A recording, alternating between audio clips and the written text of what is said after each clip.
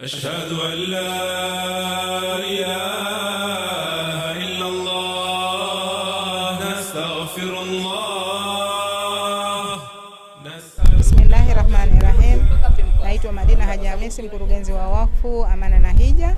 Tunamshukuru Mwenyezi Mungu kwa kuendelea kufanya kazi zetu za kawaida ambayo ni majukumu yetu ya kawaida ya kazi, ambapo tumejipangia kila mwaka kuweza kutekeleza wakfu uliowekwa Kamisheni ya Wakfu na Mali ya Amana na Mr. Mustafa Amirian ambaye ameweka wakfu wake kwa ajili ya kusaidia au kutoa huduma kwa wagonjwa wa mental hapa tulipo. Kwa hivyo kila mwaka huwa tunajitahidi kukusanya pesa zake za kodi ambazo tunazigawa katika kuweza kulishughulikia lile jengo ili liweze kubakia, sambamba na hilo kuweza kumtekelezea ule wasia wake alioweka kwa kuweza kuhudumia.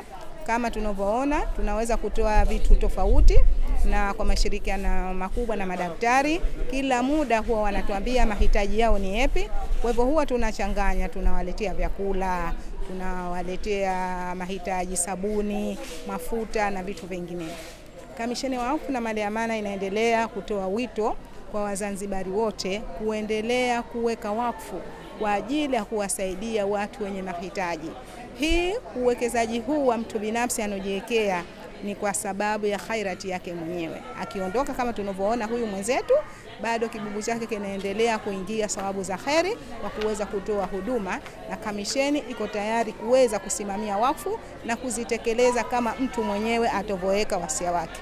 Asanteni sana, tunawakaribisha wote muendelee kuweka wakfu kwa munasaba wa kujisaidia wewe mwenyewe, lakini pia kuwasaidia wale wenye huduma, sambamba na kuweza kusaidia serikali kwa kuweza kuwahudumia jamii ambao wanahitaji mahitaji mamoja na mengine. Asanteni sana.